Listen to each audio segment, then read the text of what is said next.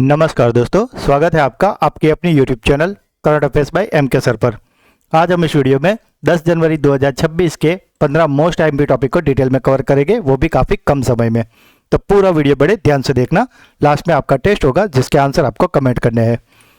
दोस्तों, अगर आप इस चैनल के वीडियो को डेली फॉलो करते हो तो आप कोई भी वनडे, स्टेट या कॉम्पिटिटिव एग्जाम की तैयार रहे हो, उसमें आपको निश्चित फायदा होगा। तो अगर जो लोग चैनल पर पहली बार आए हैं तो उनसे रिक्वेस्ट है कि एटलीस्ट 10 दिन के लिए फॉलो कीजिए, क्योंकि हम यहाँ डेली, वीकली और मंथली रिवीजन भी करवाते हैं और हर वीडियो के आखिर में आपका टेस्ट भी होता है। और साथ ही हम ऐसे ही क्वेश्चन सिलेक्ट करते हैं कि जो कि आपके एग्जाम की पॉइंट ऑफ व्यू से बहुत ही ज़्यादा इंपॉर्टेंट हो। तो अगर अभी तक चैनल को सब्सक्राइब नहीं किया तो प्लीज़ जल्दी से कर लीजिए। तो चलिए वीडियो स्टार्ट करते हैं। आज का पहला सवाल, विश्व हिंदी दिवस प्रतिवर्ष किस तिथि को मनाया जाता है? तो दोस्तों, यह बात हो रही है विश्व हिंदी दिवस यानी कि वर्ल्ड हिंदी डे, तो वो मनाया जा रहा है आज यानी कि 10 जनवरी को। एग्जाम पॉइंट ऑफ व्यू की अगर बात करें तो पहला विश्व हिंदी सम्मेलन 10 जनवरी 1975 को नागपुर, भारत में आयोजित किया गया था और जिसका उद्घाटन तत्कालीन प्रधानमंत्री इंदिरा गांधी ने किया था। प्रधानमंत्री मनमोहन सिंह ने 2006 में आधिकारिक तौर पर 10 जनवरी को विश्व हिंदी दिवस घोषित किया था। इसका मुख्य उद्देश्य हिंदी को एक अंतर्राष्ट्रीय भाषा के रूप में स्थापित करना और दुनिया भर के देशों में हिंदी प्रेमियों को एक साझा मंच प्रदान करना है।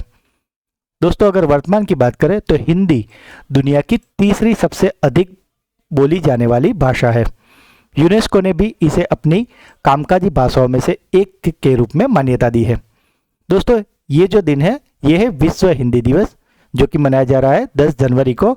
और अगर बात करें राष्ट्रीय हिंदी दिवस की, जो सिर्फ भारत में मनाया जाता है, वे मनाया जाता है 14 सितंबर को, क्योंकि 1949 में इसी दिन हिंदी को भारत की राजभाषा का दर्जा मिला था। तो दोस्तों, अगर आपसे पूछा जाए कि विश्व हिंदी दिवस कब मनाया जाता है तो वो होता है 10 जनवरी को, क्योंकि उस दिन ये नागपुर में पहला हिंदी विश्व सम्मेलन हुआ था। और अगर पूछे राष्ट्रीय हिंदी सम्मेलन के बारे में तो वो होता है 14 सितंबर, तो कंफ्यूज मत होना। नेक्स्ट क्वेश्चन, जनवरी 2026 में जर्मनी के कौन से चांसलर भारत के दौरे पर आए हैं? तो दोस्तों, ये जो जर्मनी के चांसलर है जो कि भारत के दौरे पे आए हैं वे है फ्रेडरिक मर्ज। दोस्तों, वो गुजरात के अहमदाबाद में आएंगे और उसके बाद कर्नाटक के बेंगलुरु में जाएंगे। और साथ ही अहमदाबाद में जो अभी पतंग महोत्सव यानी कि काइट फेस्टिवल होने वाला है उसमें भी वो वहां पे अतिथि बनने वाले हैं। हाल ही में किस संस्था ने अपना नया आधिकारिक शुभंकर यानी कि मैस्कॉट को लॉन्च किया है और उसका नाम है उदय। तो दोस्तों, ये जो उदय मैस्कॉट है इसे जारी किया है भारतीय विशिष्ट पहचान प्राधिकरण यानी कि UIDAI के, जो कि हमारे आधार कार्ड की साइट है। आप इमेज में देख रहे हो, यही है आधिकारिक नया शुभंकर जिसका नाम है उदय। किस देश ने भारत और फ्रांस के नेतृत्व वाली अंतर्राष्ट्रीय सौर गठबंधन यानी कि ISA से हटने की आधिकारिक घोषणा की है? तो दोस्तों, ये जो अंतर्राष्ट्रीय सौर गठबंधन है इससे हट जाने की घोषणा कर दी है संयुक्त राज्य अमेरिका ने। हाल ही में किस क्रिकेट टीम ने सिडनी क्रिकेट ग्राउंड में एक ही पारी में 7 50+ साझेदारियों के साथ टेस्ट क्रिकेट का 134 साल पुराना रिकॉर्ड तोड़ा है? तो दोस्तों, ये जो 134 साल पुराना रिकॉर्ड तोड़ा है कि जिसमें 7 लोगों ने 50 से भी ज्यादा रनों की साझेदारी बनाई है और ऐसा करने वाला देश है ऑस्ट्रेलिया।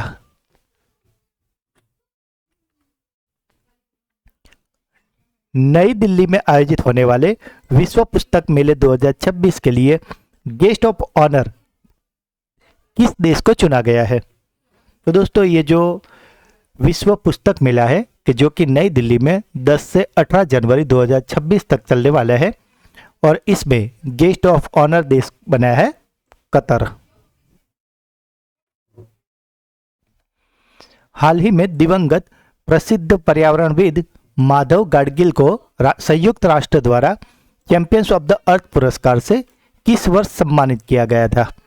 तो दोस्तों ये जो प्रख्यात पर्यावरणविद थे माधव गाडगिल जी, उनका हाल ही में अभी निधन हो गया है और उनको चैंपियंस ऑफ द अर्थ पुरस्कार संयुक्त राष्ट्र द्वारा दिया गया था 2024 में।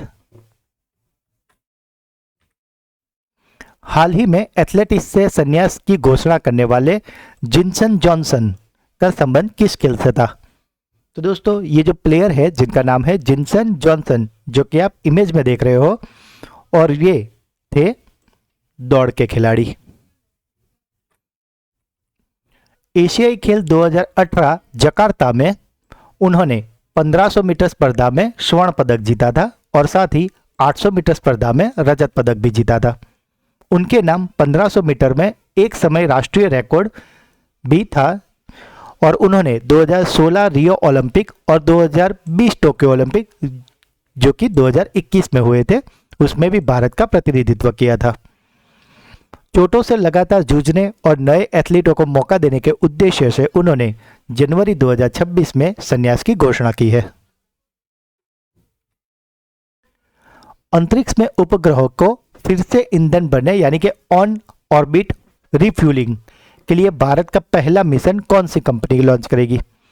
तो दोस्तों ये जो ईंधन भरने के लिए जो मिशन है उसे लॉन्च किया है ऑर्बिट एंड एरोस्पेस ने। संयुक्त राष्ट्र द्वारा 2026 को किस वर्ष में घोषित किया गया है? तो दोस्तों ये जो संयुक्त राष्ट्र है उसने 2026 के वर्ष को अंतर्राष्ट्रीय चरागाह और चरवाहा वर्ष के रूप में घोषित किया है। दोस्तों अभी कुछ दिन पहले ही हमने भारतीय सेना ने 2026 के वर्ष को किस रूप में मनाने की घोषणा की है वे आपको बताया था। तो अगर आपको वो याद है तो इसका आंसर आपको कमेंट में जरूर बताना है। सोमनाथ स्वाभिमान पर्व का आयोजन जनवरी 2026 में किस राज्य में किया जा रहा है? तो दोस्तों जैसे कि आप जानती हो कि सोमनाथ में शिव जी का प्रसिद्ध टेम्पल है और वे आया हुआ है गुजरात में, और वहीं पे अभी सोमनाथ स्वाभिमान पर्व का आयोजन हो रहा है। कौन सा देश हाल ही में दुनिया का पहला और सबसे बड़ा बायोबिट्यूमेन उत्पादक देश बनने की ओर अग्रसर है? तो दोस्तों ये जो बायोबिट्यूमेन उत्पादक देश है वे है हमारा देश भारत। महिलाओं के लिए पंखुड़ी नामक एक एकीकृत डिजिटल पोर्टल किस मंत्रालय द्वारा लॉन्च किया गया है? तो दोस्तों ये जो प्लेटफॉर्म है जिसका नाम है पंखुड़ी, इसे लॉन्च किया है महिला एवं बाल विकास मंत्रालय ने। पुस्तक के जिसका नाम है हिस्ट्री डेट इंडिया इग्नोर्ड, इसका दूसरा संस्करण हाल ही में कहाँ लॉन्च किया गया है? तो दोस्तों ये जो पुस्तक है जिसका नाम है हिस्ट्री डेट इंडिया इग्नोर्ड, तो इसे लॉन्च किया गया है गोवा में। आप इसके ये लॉन्च के समय की फोटो देख सकते हो जिसमें गोवा के मुख्यमंत्री आपको दिख रहे हैं, और साथ ही यही वो बुक है जिसे लॉन्च किया गया है और इसे लिखा है प्रेम प्रकाश जी ने। तो अगर आपको इसके ऑथर के बारे में पूछा जाए तो ये है प्रेम प्रकाश और ये लॉन्च हुई है गोवा में। भारत की पहली हाइड्रोजन ईंधन से चलने वाली ट्रेन का परिचालन किस राज्य में शुरू किया गया है? तो दोस्तों जो भी पहला होता है वो एग्जाम की पॉइंट ऑफ व्यू से काफ़ी ज़्यादा इंपॉर्टेंट होता है, और यहाँ पे पहली हाइड्रोजन ईंधन से चलने वाली ट्रेन है, तो ये क्वेश्चन आपके एग्जाम पॉइंट ऑफ व्यू से काफ़ी ज़्यादा इंपॉर्टेंट हो जाता है, और इसका सही आंसर है हरियाणा। तो दोस्तों ये थे आज के 15 मोस्ट एमपी टॉपिक। अब बारी है आपकी ब्रेन बूस्टर क्विज की, जिसके आंसर आपको कमेंट करने हैं। विश्व हिंदी दिवस प्रतिवर्ष किस तिथि को मनाया जाता है? नई दिल्ली में आयोजित होने वाले विश्व पुस्तक मेले 2026 के लिए गेस्ट ऑफ ऑनर देश के रूप में किसे चुना गया है? और आज का आखिरी सवाल, भारत की पहली हाइड्रोजन ईंधन से चलने वाली ट्रेन का परिचालन किस राज्य में शुरू किया जा रहा है? तो दोस्तों तीनों क्वेश्चन के आंसर आपको कमेंट में लिखने हैं। अब बारी है हमारे सुपर फास्ट फ्लैश रिवीजन की, जिसमें हम कल के वीडियो के 15 एमसीक्यू को फटाफट से एक रिवाइज कर लेंगे। कल का पहला क्वेश्चन था, प्रवासी भारतीय दिवस हर साल किस तारीख को मनाया जाता है? तो दोस्तों प्रवासी भारतीय दिवस मनाया जाता है 9 जनवरी को। हाल ही में चर्चा में रही भैरव बटालियन का प्राथमिक संबंध किस तकनीक से है? तो भैरव बटालियन का संबंध है ड्रोन और यूएवी तकनीक से। DEX यानी कि डस्ट एक्सपेरिमेंट पेलोड को किस मिशन के साथ अंतरिक्ष में भेजा गया था? तो वे मिशन था एक्सपोसैट। उत्तर प्रदेश के किस शहर में दृष्टिबाधित लोगों के लिए पहली ब्रेल लाइब्रेरी का उद्घाटन किया गया है? तो वे उद्घाटन हुआ है लखनऊ में।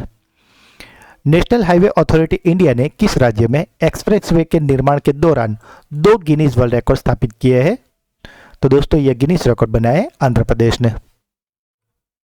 भारत की आयुष प्रणाली को किस देश के साथ हुए द्विपक्षीय व्यापार समझौते में शामिल किया गया है जिससे पारंपरिक दवाओं को मान्यता मिलेगी? तो दोस्तों ये देश है ओमान और न्यूजीलैंड। भारत के सर्वोच्च न्यायालय ने न्यायिक सहयोग को मजबूत करने के लिए किस देश के सर्वोच्च न्यायालय के साथ समझौता ज्ञापन यानी कि MOU पर हस्ताक्षर किए हैं?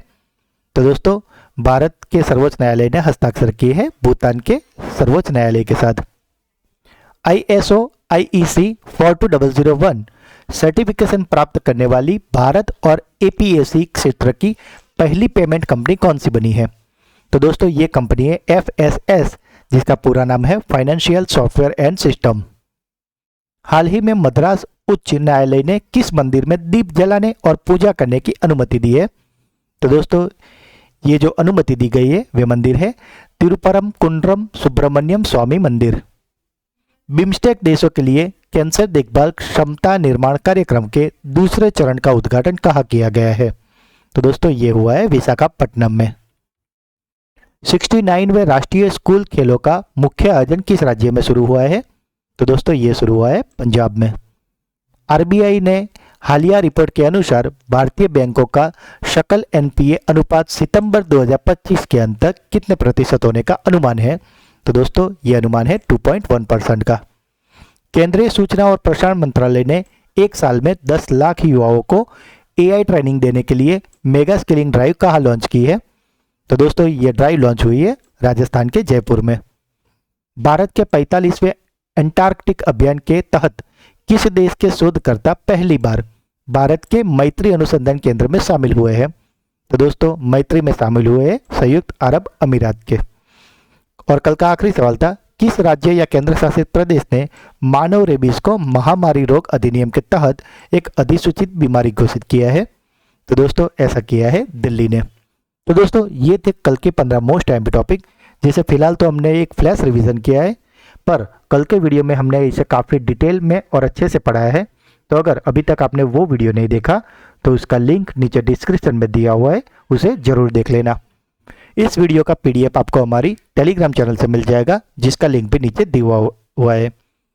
दोस्तों सक्सेस ऐसे बैठे बैठे नहीं मिलती, उसके लिए दिन रात मेहनत करनी पड़ती है और डेडिकेशन के साथ मेहनत करनी पड़ती है।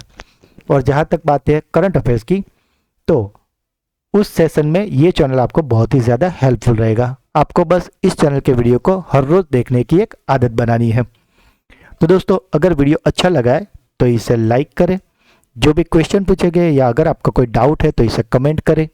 वीडियो को ज़्यादा से ज़्यादा अपने व्हाट्सएप, टेलीग्राम, सोशल मीडिया और दोस्तों में शेयर करें। और अगर अभी तक चैनल को सब्सक्राइब नहीं किया तो प्लीज़ जल्दी से कर लीजिए।